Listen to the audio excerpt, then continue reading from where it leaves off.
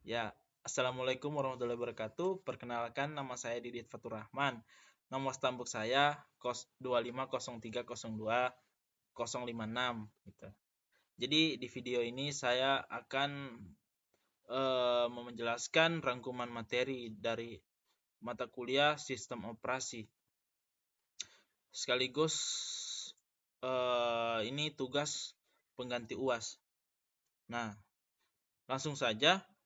eh jadi di video kali ini di sistem operasi sendiri ini ada beberapa penjelasan.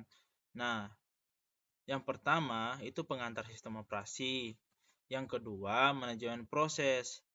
Nah, yang ketiga, deadlock. Yang keempat, input output. Yang kelima itu keamanan sistem operasi. Nah, jadi kita langsung masuk saja di pembahasan yang pertama. Pembahasan yang pertama yaitu pengantar sistem operasi. Nah, apa itu sistem operasi? Jadi, sistem operasi yang disingkat OS adalah perangkat lunak. Perangkat lunak utama yang mengatur dan mengendalikan seluruh perangkat keras, yaitu hardware dan program di dalam komputer atau HP, supaya semuanya bisa bekerja, yaitu bekerja sama dengan rapi. Nah, secara teknis, OS adalah penghubung interface antara hardware dan perangkat pengguna aplikasi begitu. Tanpa OS, hardware hanyalah kumpulan komponen elektronik yang tidak tahu harus melakukan apa begitu. Nah, jadi selanjutnya itu fungsi sistem operasi. Nah, fungsi sistem operasi yaitu adalah manajemen proses, itu mengelola program mana yang berjalan, kapan dan berapa lama.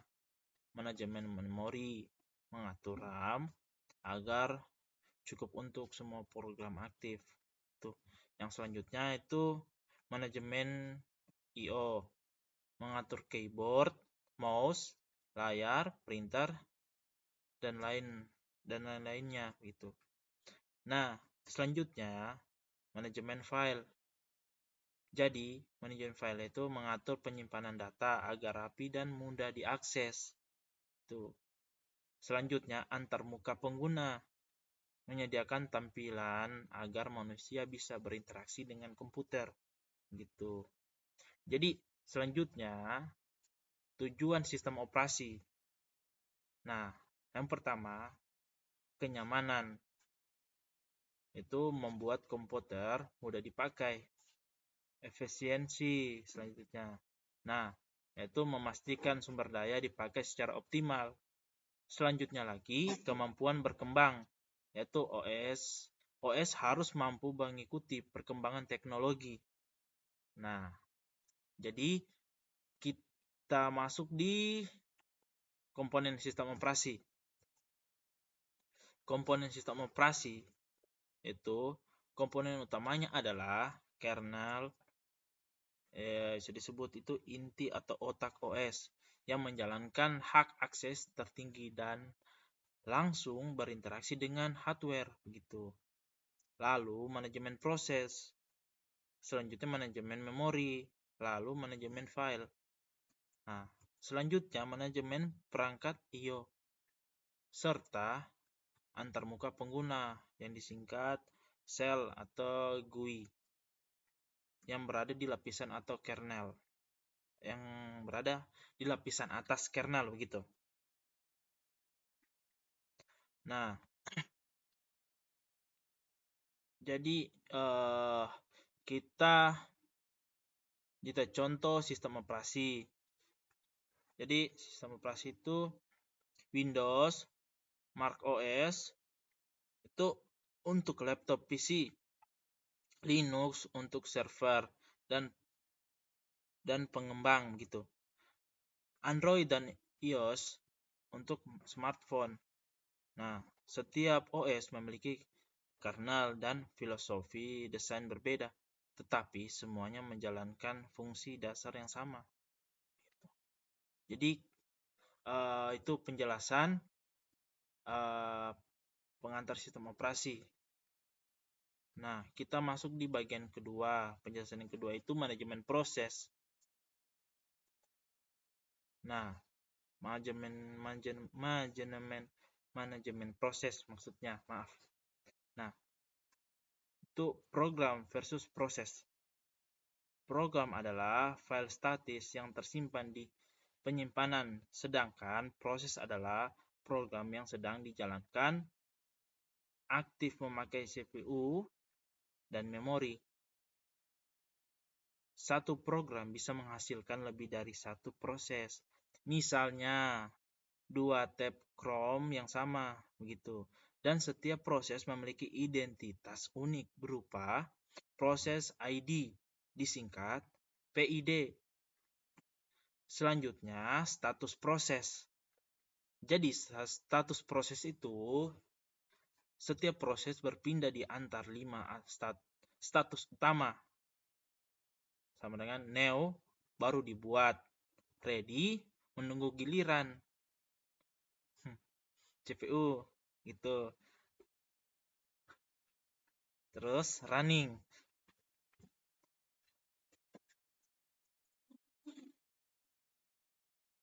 Oke, kita lanjut. Tadi kita sampai di running. Nah, running itu sedang dieksekusi. Waiting atau blockade itu menunggu sesuatu, misalnya input atau data. Dan terminate itu selesai, dihentikan gitu. Jadi selanjutnya kita masuk di proses control block, disingkat PCB. Asik. Jadi PCB adalah data lengkap tentang sebuah proses berisi PID atau PID atau apalah gitu. Status proses program counter, yaitu posisi instruksi terakhir begitu. Register CPU, informasi memori, dan informasi penjadwalan sehingga OS bisa mengelola banyak proses tanpa kehilangan jejak masing-masing. Nah, selanjutnya scheduling atau penjadwalan. Scheduling ini adalah cara OS menentukan proses mana yang mendapat giliran CPU dan kapan begitu. Beberapa algoritmanya itu first come first served, disingkat FCFS gitu. Sorted job first, disingkat SJF, dan round robin.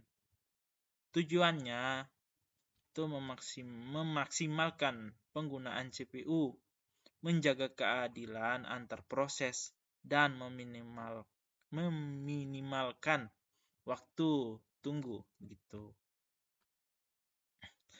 Nah, selanjutnya multitasking, multiprogramming, dan content switching.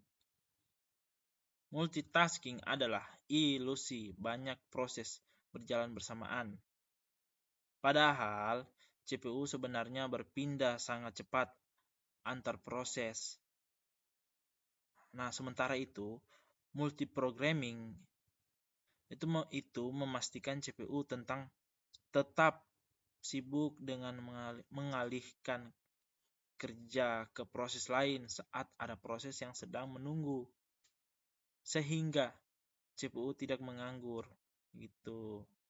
Content switching adalah mekanisme menyimpan status proses yang sedang berjalan, lalu memuat status proses berikutnya agar proses pertama bisa dilanjutkan persis dari titik terakhir proses begitu. Proses ini memiliki overhead sehingga terlalu sering berpindah justru memperlambat sistem begitu.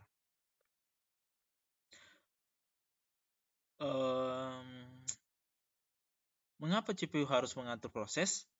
Nah, saya akan jelaskan.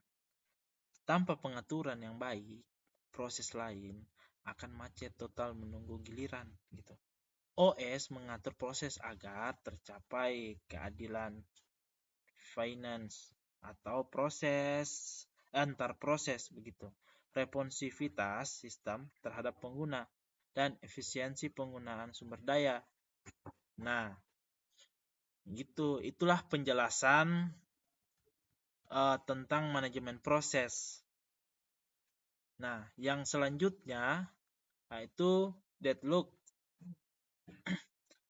Pengertian deadlock adalah kondisi ketika dua atau lebih proses saling menunggu sumber daya yang sedang dipegang oleh proses lain gitu. Sehingga semuanya berhenti total dan tidak ada yang bisa lanjut.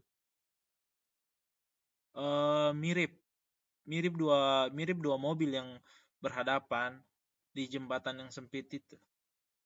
Jembatan yang sempit satu jalur. Nah, sama-sama menunggu kan? Menunggu satu sama lain, tapi tidak mengalah. Jadi nggak bisa, nggak ada akses untuk jalan. Jadi saling menunggu begitu.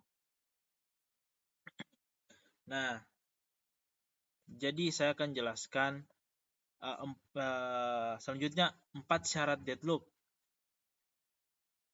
Bisa dibilang kondisi Kaufman. Yang pertama, mutual exclusion, yaitu sumber daya hanya bisa dipakai satu proses dalam satu waktu. Yang kedua, atau yang selanjutnya, hold and wait, yaitu proses memegang satu sumber daya sambil menunggu sumber daya lain. Yang selanjutnya lagi, no preemption gitu. Yang artinya sumber daya tidak bisa direbut paksa, harus dilepas sukarela begitu. Nah, selanjutnya circular wide. Circular wide itu ada rantai melingkar, proses yang saling menunggu, begitu. Kayak semacam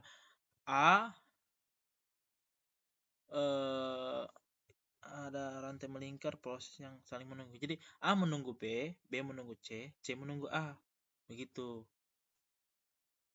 Dan deadlock hanya bisa terjadi jika keempat syarat ini terpenuhi bersamaan, begitu. Jika salah satu tidak terpenuhi, deadlock tidak akan terjadi. Nah, saya akan beritahukan contoh deadlock. Contoh klasiknya adalah denim philosopher problem. Ya, kurang lebih begitulah bahasa Inggrisnya.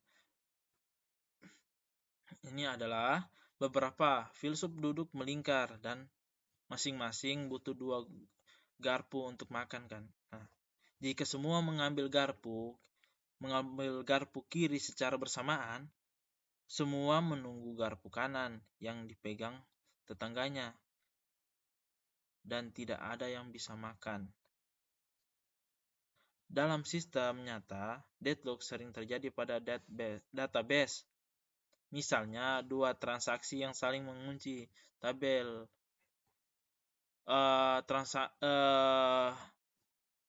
Kayak misalnya 2 transaksi yang saling mengunci tabel milik satu sama lain, begitu. Nah, selanjutnya cara mencegah dan mengatasi deadlock. Nih, terpenting. Cara mengatasinya adalah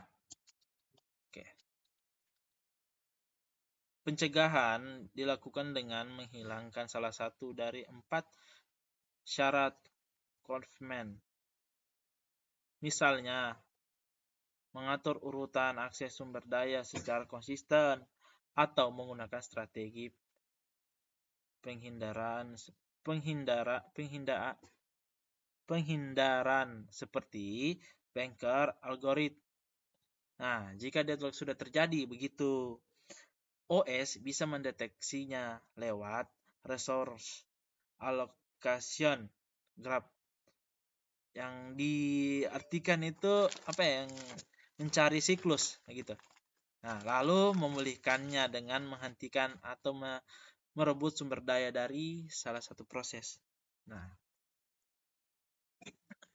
jadi itulah penjelasan tentang deadlock. Nah, kita masuk di penjelasan selanjutnya, yaitu bisa dibilang materi selanjutnya, yaitu input output. Nah, input output ya, I'm sorry. Nah, sekarang pengertian input output.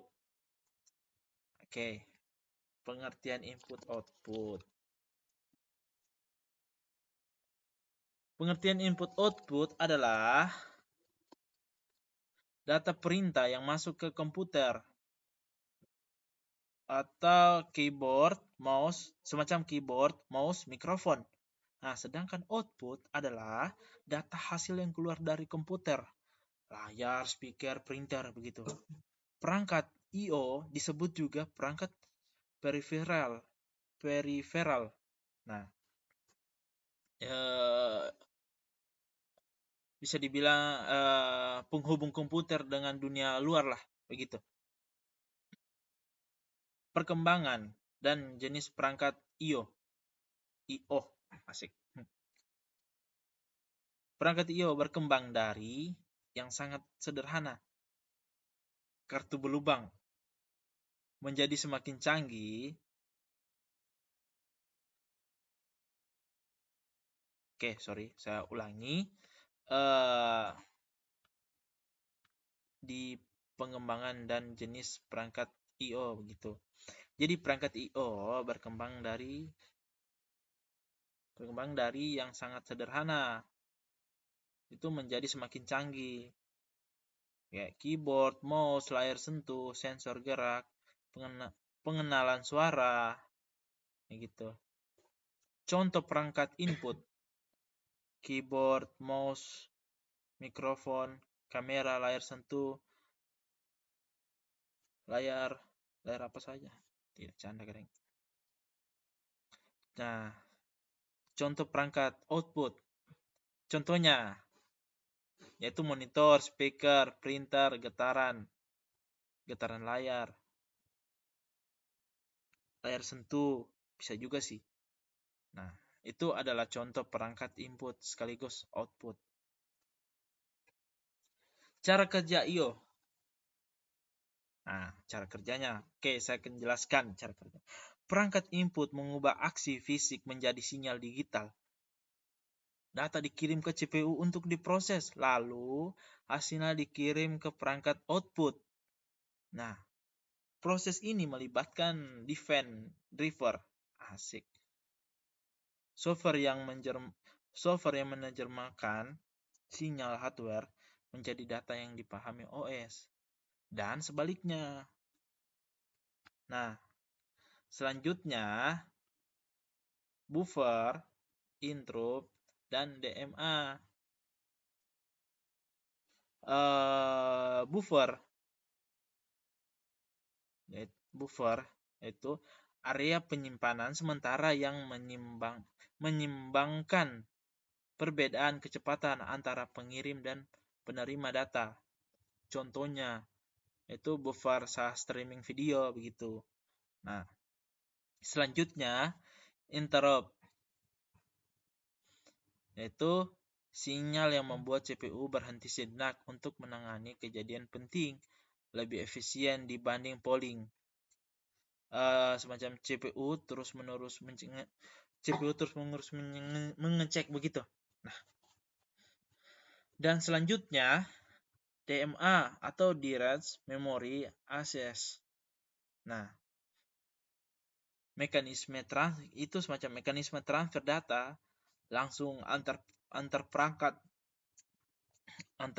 dan memori tanpa melibatkan CPU untuk setiap byte gitu. Sehingga CPU bebas mengerjakan tugas lain. Nah, itulah penjelasan tentang input output. Selanjutnya, yang terakhir, keamanan sistem operasi. Oke, saya akan jelaskan itu keamanan sistem operasi. Yang pertama, pengertian dan pentingnya keamanan OS atau sistem operasi. Keamanan sistem operasi adalah segala usaha untuk melindungi data, program, dan sumber daya sistem dari akses, perubahan, atau kerusakan yang tidak sah. Nah, hal ini penting karena OS menyimpan dan mengatur akses ke data sensitif seperti foto, pesan, data keuangan gitu, dan sumber daya penting kayak kamera, mikrofon, lokasi, aplikasi biru. Canda. Nah, oke. Selanjutnya ancaman keamanan. Nah, ancaman keamanan itu ada beberapa. Nah, saya sebutkan satu persatu ya. Oke. Malware itu istilah umum untuk semua program jahat. Virus menempel pada file lain dan menyebar saat file dijalankan atau dibagikan begitu. Nah, worm yaitu menyebar sendiri tanpa menempel ke file lain. Biasanya itu lewat jaringan. Trojan. Bukan Trojan. Trojan itu menyamar. Itu kayak semacam menyamar sebagai program pengguna begitu. Padahal membawa niat jahat. Ransomware. Itu semacam pengunci, mengunci mengskripsi data korban lalu meminta tebusan. Kurang lebih kayak hacker gitu, hacker jahat. Nah, selanjutnya spyware. Yaitu kayak dia ini diam-diam mematahi aktivitas pengguna tanpa sepengetahuannya. Itu bisa dibilang dia ini diam-diam mematahi aktivitas pengguna tanpa diketahui pengguna itu. Begitu maksudnya. Nah, selanjutnya hacker, yaitu orang, individu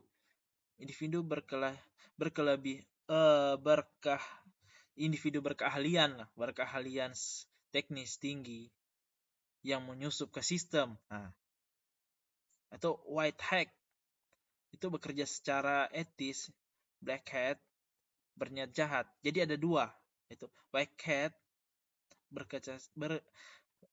dan black hat. Nah, yang jahatnya ini black hat gitu. Dia kurang lebih sama kayak ransomware gitu. Nah, oke, selanjutnya lapisan pertahanan. Lapisan pertahanan itu ada beberapa. Oke. Password. Yang pertama password, yaitu kayak pasti teman-teman sudah tahu semua kan. Nah, kayak kata sandi rahasia untuk membatasi akses gitu. Freeware itu menyaring lalu lintas data. Malah nyaring lalu lintas data masuk, data keluar gitu, dan memblokir akses mencurigakan. Nah, antivirus itu mendeteksi dan menghapus malware dari sistem. Selanjutnya enkripsi. Enkripsi itu kayak mengubah data menjadi kode, mengubah data menjadi kode acak yang hanya bisa dibaca dengan kunci tertentu. Selanjutnya backup. Yaitu backup itu menyimpan salinan data di tempat lain agar tetap aman meski perangkat asli rusak hilang begitu. Aduh, muncrat cocok. Selanjutnya update sistem. Jadi update sistem itu semacam kayak memperbarui OS atau aplikasi secara berkala untuk menutup secara keamanan baru, menutup celah keamanan baru begitu. Nah, kombinasi semua lapisan ini disebut defense in depth. Prinsip bahwa keamanan yang baik tidak boleh mengandalkan satu metode saja. Nah, tips menjaga keamanan. Tips menjaga keamanan itu gunakan password PIN yang kuat dan aktifkan verifikasi 2 langkah. Disingkat 2FA. 2FA gitu. Jangan sembarangan mengunduh aplikasi dari sumber tidak resmi. Selalu memperbarui OS dan aplikasi. Rutin backup data penting. Dan waspada terhadap link lapisan mencurigakan. Singkat phishing gitu. Nah, kesimpulannya itu sistem operasi itu adalah perangkat lunak utama yang mengatur hardware, proses, memori, file, dan komunikasi I/O agar komputer dapat digunakan dengan nyaman, efisien, dan aman begitu. Nah, manajemen proses memastikan banyak program berjalan adil, responsif. Sedangkan deadlock adalah risiko kebuntuan yang harus dicegah lewat aturan berbagai sumber daya. Sedangkan I/O menjadi jembatan komunikasi antar manusia dan mesin. Dan keamanan OS melindungi seluruh data serta sumber daya dari ancaman, baik lewat teknologi maupun kebiasaan pengguna yang baik. Nah, gitu. Jadi itulah penjelasan dari mata kuliah sistem operasi, penjelasan beberapa materi yang sudah terangkum di mata kuliah sistem operasi. Itulah penjelasannya semua yang saya rangkum juga. Nah,